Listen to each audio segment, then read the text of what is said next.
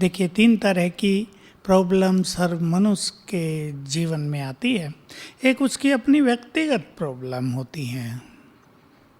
उदाहरण दे दूं, कोई बहुत बड़ी पोस्ट पर है कंपनी में, हाईएस्ट पोस्ट पर, लेकिन उसको बहुत काम होने के कारण दिमाग पर बहुत प्रेशर ले लिया उसने और अब मानसिक बैलेंस बिगड़ गया है। मेरे से बात हुई, मैंने कहा ये तो बहुत बड़ी गड़बड़ हो गई, तुम्हारा प्रेशर तो तुम्हारे ब्रेन पर बढ़ता जा रहा है और तुमने अपने ब्रेन को इस तरह विचलित कर लिया तो आगे काम कैसे चलेगा। ऐसी व्यक्तिगत घटनाएं, समस्याएं, अब उसको अपने लिए टाइम देना पड़ेगा। हमें पहले से ही अपने जीवन में बैलेंस रखना चाहिए। प्रेशर हम ज़्यादा ले लेते हैं। ये एक बहुत बड़ी कला है कि हम लाइफ को, कर्म को, जिम्मेदारियों को एंजॉय करें। राजयोग का जो थोड़ा सा लेसन आपने लिया है उसमें आपने कुछ बातें सीखी होंगी। अगर अपने परम पिता को, जिसको कोई गॉड कहता है, कोई खुदा अल्लाह कहता है, जो निराकार है, देह रहित है, उसको यदि हम ये मान ले वो भी हमारा साथी है और कुछ मन के बोझ उसे देकर हल्के होकर काम करें, तो ये मानसिक समस्याएं पैदा नहीं होंगी। दूसरी समस्याएं होती हैं परिवार की। बच्चे हैं और जो मेंबर हैं उनके जीवन में कोई समस्या आ सकती है। आजकल तो समस्याओं का तूफान चल रहा है दुनिया में। और तीसरी समस्या जॉब की होती है, जहाँ आप कार्यरत हैं।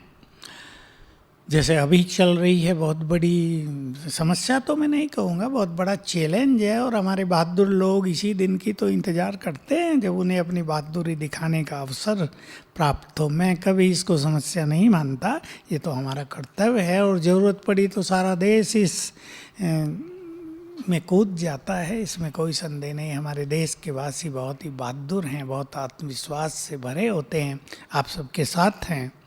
तो ये जो समस्याएं आजकल बढ़ रही हैं, सबको इनसे फेस टू फेस होना पड़ रहा है।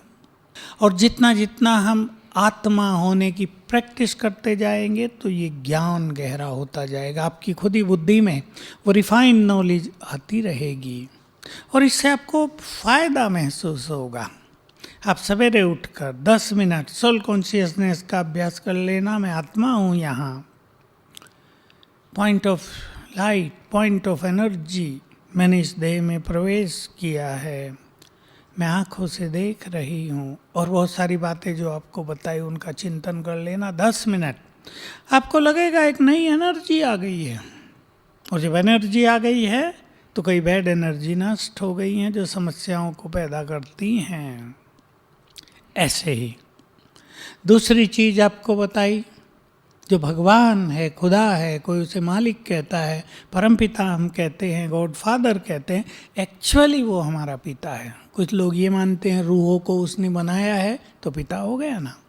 क्रिएटर है वो, मालिक भी है और पिता भी है। हम उसे अपना पिता माने तो जो कुछ उसका होगा वो हमारा हो जाएगा, उसकी शक्तियाँ हमें मिल जाएंगी। जब वो हमारा पिता हो गया तो वो भी हमारी केयर करेगा, हमें उनका बहुत प्यार मिलेगा, उनका सहारा महसूस होगा और ये समस्याएं भाग जाएंगी। मनुष्य जब अकेला होता है, देखो चोर भी तभी वार करते ना अकेला है।